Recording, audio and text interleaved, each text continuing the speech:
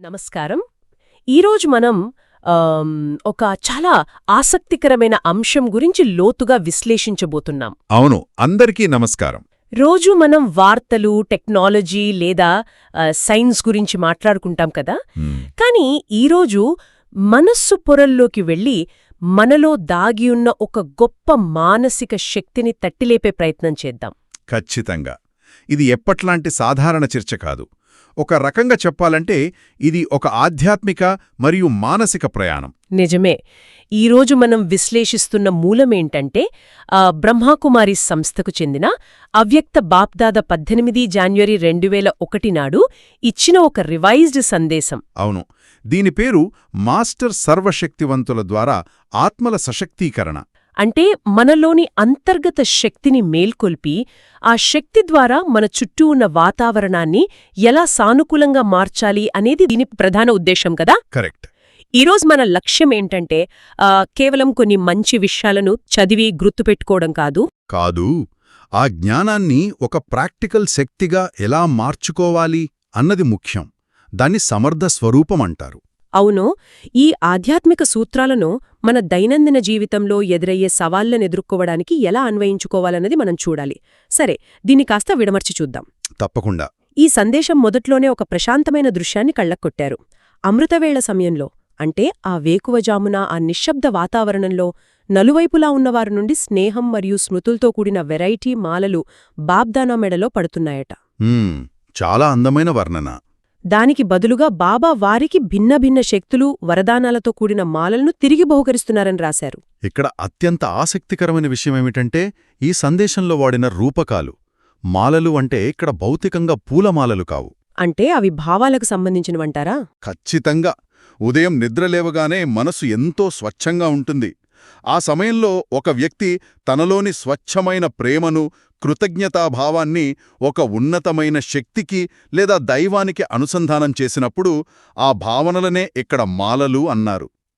Psychology పరంగా చూసుకున్నా ఉదయం పూట మనం దేనిపై అయితే దృష్టి పెడతామో ఆ రోజంతా మన మానసిక స్థితి అలాగే ఉంటుంది కదా. ఎగ్జాక్ట్లీ. ఎప్పుడైతే మనసులో స్వచ్ఛమైన ప్రేమ, కృతజ్ఞత నిండుకుంటాయో అప్పుడు మన బ్రెయిన్ అత్యున్నతమైన సానుకూల స్థితికి చేరుకుంటుంది. దానికి ప్రతిఫలంగానే మనకు ఆత్మవిశ్వాసం, ప్రశాంతత అనే శక్తులు తిరిగి లభిస్తాయి. దాన్నే వరదానాల మాలలు అన్నారు. ఇక్కడ బాధ్యత కిరీటాన్ని ధరించడం, సేవ అనే సింహాసనంపై కూర్చోవడం అనే మాటలు కూడా వాడారు కదా. అవును. సాధారణంగా ఎవరైనా సరే ఒక బాధ్యత అనగానే అదొక పెద్ద భారం అనుకుంటారు. కాని దాన్నిక్కడ కిరీటంతో పోల్చారు. సేవ చేయడాన్ని సింహాసనమధిష్ఠించడంగా చెప్పారు. అంటే పనులను ఒక భారంగా కాకుండా అదొక గౌరవంగా ఫీలవ్వాలని దీని ఉద్దేశమనమాట. అదే. అంతేకాదు, బ్రహ్మాబాబా అందరి విశేషాలను చూసి వాహ్ పిల్లలో వా, షబ్బాష్ పిల్లలో షబ్బాష్ అని అంటున్నప్పుడు ఆనందంతో ఉప్పొంగిన గంగా, యమునా నదుల ప్రవాహంలాగా కన్నీరు ప్రవహించిందని చెప్పారు. ఒక నాయకుడు లేదా తండ్రి స్థానంలో ఉన్న వ్యక్తి చూపించే స్వచ్ఛమైన ప్రేమకు ఎంతటి పరివర్తన తెచ్చే శక్తుంటుందో కదా ఈ దృశ్యం తెలియజేస్తోంది. నిజమే. ఆ ప్రేమ, కృతజ్ఞతలకున్న మానసిక శక్తి అంత గొప్పది. అంటే మన భావనలే మనకు రక్షణ కవచాలుగా మారతాయన్మాట. అయితే ఇక్కడ నాకు ఇంకొక పాయింట్ చాలా భిన్నంగా అనిపించింది. ఏంటది? మనం బయట ఏదైనా ఒక కొత్త నైపుణ్యాన్ని నేర్చుకోవాలన్నా లేదా ఒక కోర్సు చేయాలన్నా నెలలు, సంవత్సరాల సమయం పడుతుంది కదా. అవును, పడుతుంది. కాని ఈ మూలంలో ఒక మాట చెప్పారు. నేను బాబావాడిని, బాబా నావారు అనే దృఢ నిశ్చయం కలగడానికి, ఆ నిజమైన స్మృతి మనసులో నాటుకుపోవడానికి కేవలం ఒక్క క్షణం చాలు అని. ఒక్క క్షణంలో అధికారం. అది ఆ క్షణం చాలు మనలో ఉన్న సర్వశక్తులను మేల్కొల్పడానికి అని వివరించారు. అందుకే ఆ స్మృతి అనేది సర్వశక్తులకు ఒక బంగారు తాళంచెవిలాంటిదని వర్ణించారు. కాని ప్రాక్టికల్గా ఆలోచిస్తే కేవలం ఒక్క ఆలోచనతో మనలో పాతుకుపోయిన పాత అలవాట్లు, భయాలు అన్నీ ఒక్క క్షణంలో పోతాయంటారా? ఇక్కడే మన మనస్తత్వశాస్త్రానికి, అంతర్గత పరివర్తనకు ఉన్న సంబంధాన్ని అర్థం చేసుకోవాలి. జ్ఞానాన్ని మెదడులో నింపుకోవడానికి సమయం పడుతుంది, కాని ఒక బలమైన నమ్మకం మారడానికి ఒక్క క్షణం చాలు. అంటే బిలీఫ్ సిస్టమ్ మారడం. ఖచ్చితంగా. ఉదాహరణకు, ఒక వ్యక్తి ఎన్నో ఏళ్లుగా ఒక భయంలో బతుకుతున్నాడు అనుకుందాం. సడన్గా ఒకరోజు తనలో ఉన్న ఒక బలం గురించి తనకి స్పష్టత వచ్చినప్పుడు ఆ క్షణంలోనే ఆ వ్యక్తి ఆలోచనా విధానం మొత్తం మారిపోతుంది. వావ్! ఇది చాలా పవర్ఫుల్ కదా. అవును, నేను ఆత్మను, నేను సర్వశక్తివంతుని బిడ్డను అనే ఒకే ఒక్క దృఢమైన ఆలోచన క్షణకాలంలో మనిషి తనను తాను చూసుకునే విధానాన్ని ఎలా మారుస్తుందో ఈ అధికారులుగా అవ్వడమనే కాన్సెప్ట్ వివరిస్తుంది. మనం ఒక బిచ్చగాడిలా అడగడం లేదు, ఆ శక్తులకు మనం అధికారులుగా మారుతున్నాం. ఆధునిక జీవితంలో మనందరం ఇన్ఫర్మేషన్ ఓవర్లోడ్తో సతమతమవుతున్నాం. ఎటు చూసినా విపరీతమైన సమాచారం, ఒత్తిడి. అవును, ఇలాంటి గందరగోళ సమయంలో మన మనస్సును స్థిరంగా ఉంచడానికి ఇలాంటి ఒక బలమైన యాంకర్ థాట్ అత్యంత అవసరం. ఆ ఒక్క తాళంచెవి మన మనస్సులోని ఎన్నో గందరగోళపు తలుపులను మూసేసి ప్రశాంతత అనే తలుపును తెరుస్తుంది. భలే చెప్పారు. యాంకర్ థాట్ అనగానే నాకో ఉదాహరణ తడుతోంది. సముద్రంలో పడవ ఎంత ఊగిపోతున్నా ఆ యాంకర్ వేసినప్పుడు అది ఎలా స్థిరంగా ఉంటుందో మన మనస్సు కూడా ఈ బంగారు తాళంచెవితో అలా స్థిరపడుతుంది అనమాట. పర్ఫెక్ట్ ఉదాహరణ. ఇక్కడే అసలైన ఆసక్తికరమైన విషయం దాగుంది. ఈ శక్తులను ప్రాక్టికల్గా ఎలా వాడుకోవాలి అన్నదానిపై మూలంలో ఒక రూపకాన్నిచ్చారు. స్వయాన్ని మాస్టర్ సర్వశక్తివంతులు అని పిలుచుకుంటాం కదా. అవును, మాస్టర్ సర్వశక్తివంతులు అంటే కేవలం మనసులో శక్తి ఉన్నట్లు ఫీలవ్వడం కాదు, పరిస్థితులపై పూర్తి ఆధిపత్యం కలిగి ఉండటం అని చెప్పారు. ఇక్కడ 5 తలల సర్పం గురించి ఒక ప్రస్తావన వచ్చింది. చాలా ముఖ్యమైన పాయింట్ ఇది. ఆ 5 తలలు ఏవిటంటే ప్రకృతి, మాయ, స్వభావ సంస్కారాలు, వాయుమండలం మరియు సాంగత్యదోషం. ఇక్కడ బాబ్దాదా ఒక సూటి ప్రశ్న అడిగారు. ఈ 5 తలల సర్పంపై మనం నాట్యం చేస్తున్నామా, లేక దానిలోని ఏదైనా ఒక తల బయటకు వచ్చి మనపై నాట్యం చేస్తుందా అని. అవును, అడిగారు. అయితే ఈ పాము 5 తలలు అనే కాన్సెప్ట్ వినడానికి చాలా బావుంది, కానీ నిజ జీవితంలో దీన్ని ఎలా చూడాలి? అంటే ఇప్పుడు ఆఫీస్లో ఎవరైనా మనల్ని పదే పదే రెచ్చగొట్టేలా మాట్లాడితే, వాళ్ళ వల్ల వాతావరణం పాడైతే, అప్పుడు ఈ పాముపై నాట్యం చేయడం అంటే ప్రాక్టికల్గా ఏం చేయాలి? చాలా మంచి ప్రాక్టికల్ దృష్టాంతం తీసుకున్నారు. ఈ 5 తలల సర్పం అనేది మనం ప్రతిరోజు ఉదయం లేచినప్పుడు నుండి రాత్రి పడుకునే వరకు ఎదుర్కొనే సవాళ్లకే ప్రతీక. మీరు చెప్పిన ఆఫీస్ ఉదాహరణనే తీసుకుందాం. సరే, ఆఫీసులో ఎవరైనా కావాలని రెచ్చగొట్టేలా మాట్లాడికే అది సాంగత్య దోషం లేదా అక్కడ ఉన్న వాయుమండలం అనే తల అనుకుందాం. అప్పుడు వెంటనే కోపం తెచ్చుకుని వాళ్లమీద అరిస్తే ఆ పాముతల మనపై నాట్యం చేసినట్లు లెక్క. ఎందుకంటే మనం మన నియంత్రణ కోల్పోయాం కాబట్టి. ఎగ్జాక్ట్లీ. అలా కాకుండా వాళ్లలా మాట్లాడటం వాళ్ల స్వభావ సంస్కారం అని అర్థం చేసుకుని మనం మాత్రం ప్రశాంతంగా మన అంతర్గత శక్తితో ఆ పరిస్థితిని హ్యాండిల్ చేస్తే అప్పుడు మనం ఆ పాముపై నాట్యం చేస్తున్నట్లు లెక్క. దాన్నే ఎమోషనల్ ఇంటెలిజెన్స్ అంటారు.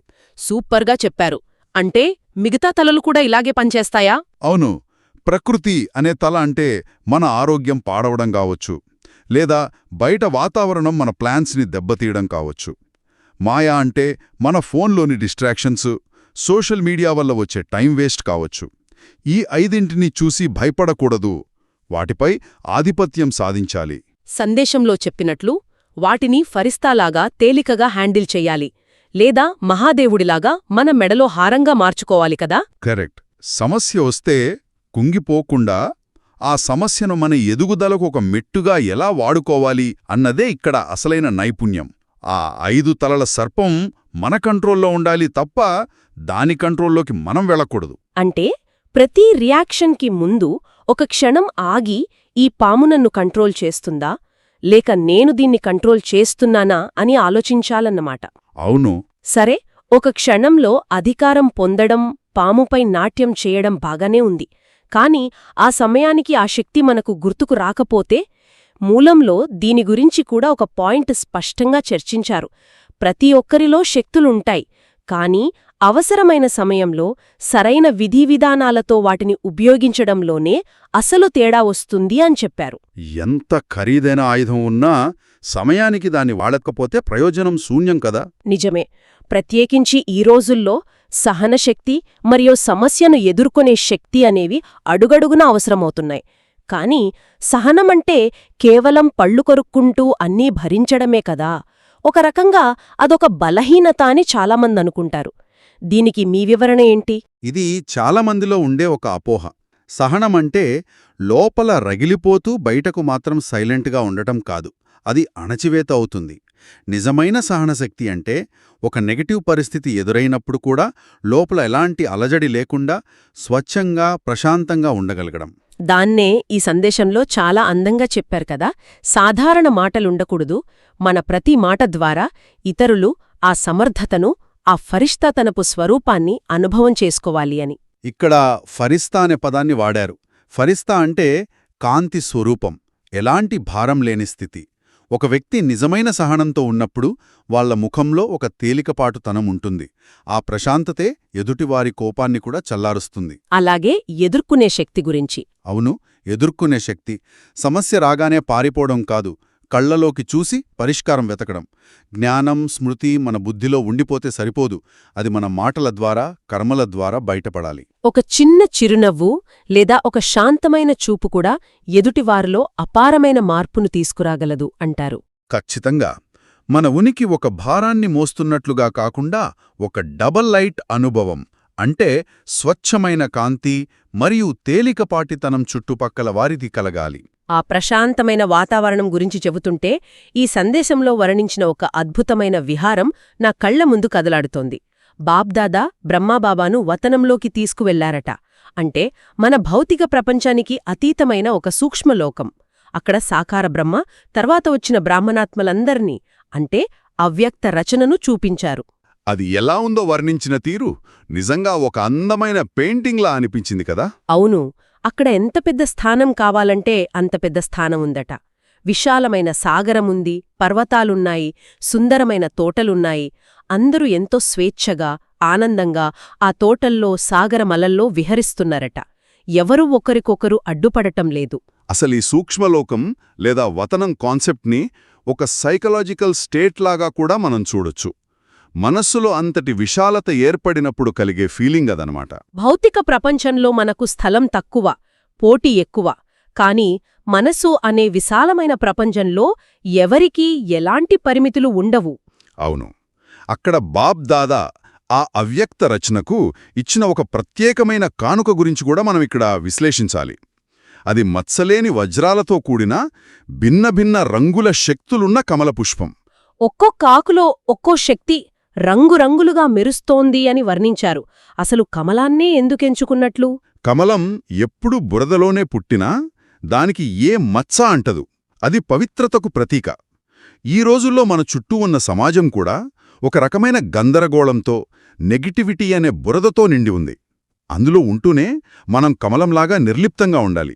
ఇక వజ్రం విషయానికొస్తే, వజ్రం అత్యంత కఠినమైన ఒత్తిడిలో తయారవుతుంది, కాని ఎంతో స్వచ్ఛంగా ఉంటుంది.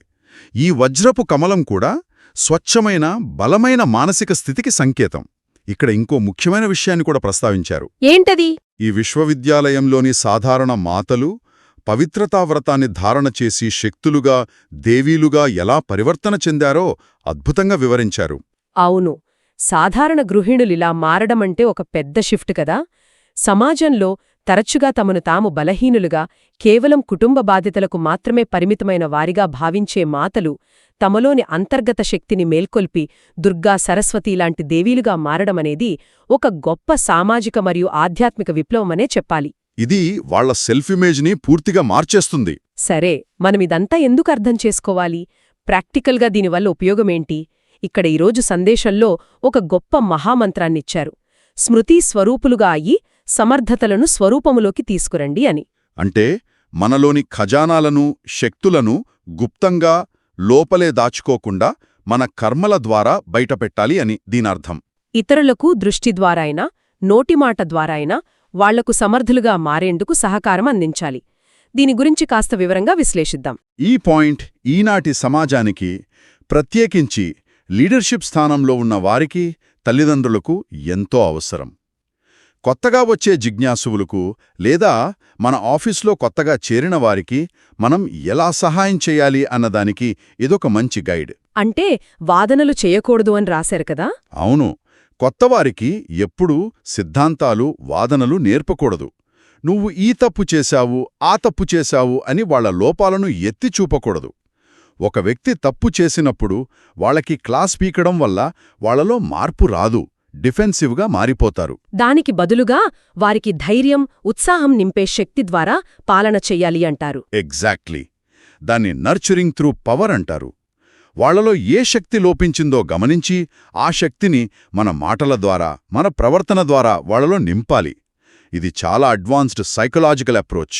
ఈ మూలంలో కనీసం 9 లక్షల బ్రాహ్మణ ఆత్మలు తయారవ్వాల్సిన అవసరం గురించి ఉన్న ఒక లెక్కను కూడా ప్రస్తావించారు కదా.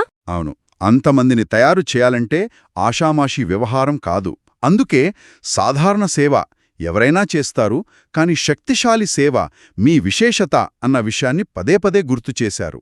ఇతరులకు వాదనల ద్వారా కాదు, ప్రేమ మరియు శక్తి ద్వారా మాత్రమే నిజమైన మార్గదర్శకత్వం చేయగలమని. ఒకరి బలహీనతను చూసి జాలిపడటం కంటే వాళ్లలో ఉన్న బలాన్ని వాళ్లకు గుర్తుచేయడమే అసలైన సేవ. చాలా లోతైన విశ్లేషణ ఇది.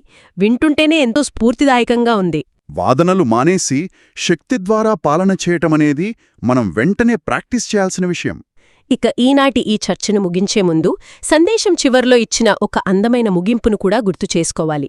మనం ఒకరికొకరు సందేశాలు పంపుకోటానికి పాత పద్ధతిలో ఉత్తరాలు వాడొచ్చు, కార్డులు వాడొచ్చు, లేదా ఈనాటి ఆధునిక టెక్నాలజీ సాధనాలైన ఈమెయిల్స్, మెసేజింగ్ యాప్స్ వాడొచ్చు. కాని అన్నిటికంటే వేగంగా చేరుకునేది హృదయం యొక్క ధ్వని అని మూలంలో ఎంత మధురంగా చెప్పారో కదా. అవును, మనం ఒకసారి స్వచ్ఛమైన హృదయంతో ఆత్మస్మృతిలో ఉండి బాబాను స్మరిస్తే మనకు పద్మముల రెట్లు రిటర్నొస్తుంది అని చెప్పారు. ఈ ఫాస్ట్ పేస్డ్ టెక్నాలజీ యుగంలో కూడా ఎమోషనల్ కనెక్షన్ అంటే హృదయం యొక్క అనుసంధానమే అత్యంత వేగవంతమైన కమ్యూనికేషన్ అని చెప్పడం చాలా గొప్ప ఆలోచన. సరిగ్గా చెప్పారు. ఫ్రీక్వెన్సీ అనేది కేవలం రేడియో తరంగాలకే కాదు, మన ఎమోషన్స్ కూడా ఉంటుంది కదా. ఇప్పుడు మనం మాట్లాడుకున్న వాటన్నిటినీ ఒకచోట చేర్చి చూస్తే మన ముందొక లోతైన ఆలోచన నిలుస్తుంది. ఏంటది? నిజమైన సర్వశక్తిమంతమైన స్థితి అంటే బయట ప్రపంచాన్ని మన గుప్పిట్లో పెట్టుకోవడం కాదు, మనలోని 5 తలల సర్పమైన మన భయాలను, బలహీనతలను మనకు అలంకారంగా మార్చుకోవడం. మనం ఏమీ మాట్లాడకపోయినా, ఎలాంటి వాదనలు చేయకపోయినా, కేవలం మన ప్రశాంతమైన ఉనికి పక్కవారికి ధైర్యాన్నిచ్చే స్థాయికి మన అంతర్గత శక్తిని పెంచుకోవడం. మనమిందాక మాట్లాడుకున్న ఆ వజ్రపు కమల పుష్పం కేవలం అలంకారం కోసం కాదు, అది మన హృదయంలో వికసించి ఆ శక్తికి ప్రతీకగా నిలవాలి కదా. అవును. ఈ పాయింట్ దగ్గరే మనందరికీ ఒక ఓపెన్ ఛాలెంజ్. ఆలోచించండి, రేపు ఉదయం మనం నిద్రలేవగానే ఫోన్ నోటిఫికేషన్స్ చూసి ప్రపంచంలో జరిగే నెగటివిటీని బ్రెయిన్లోకి ఎక్కించుకుని ఒత్తిడికి గురయ్యే బదులు, నేను సర్వశక్తివంతుడిని, నేను మాస్టర్ని అనే ఆ ఒక్క యాంకర్ థాట్తో రోజును మొదలుపెడితే, అప్పుడు రోజంతా మన చుట్టూ ఉన్న ఆ 5 తలల సర్పం ఎలా ప్రవర్తిస్తుందో ఊహించండి. ఖచ్చితంగా మార్పుంటుంది. మనలో వికసించిన ఆ వజ్రపు కమల పుష్పం చుట్టుపక్కల వాతావరణాన్ని ఎంతగా మారుస్తుందో జస్ట్ ప్రాక్టికల్గా ట్రై చేసి చూడండి. మన ఆలోచనలు, మన కర్మలు, మన ప్రశాంతమైన ఉనికి, ఈ 3 కూడా ఒక శక్తివంతమైన సాధనాలుగా మారాలని ఆశిద్దాం. ఈనాటి మన చర్చ ద్వారా ఒక సరికొత్త దృక్పథం, ఎంతో కొంత అంతర్గత శక్తి లభించిందని భావిస్తున్నాను. తప్పకుండా లభిస్తుంది. మళ్ళీ ఇంకో ఆసక్తికరమైన అంశంతో మే ముందుకు వస్తాము. అప్పటివరకు ఆ 5 తలల సర్పం మీద నాట్యం చేస్తూ మనసులోని కమలాన్ని వికసింపజేస్తూ ఉండండి. సెలవు. ధన్యవాదాలు. నమస్కారం.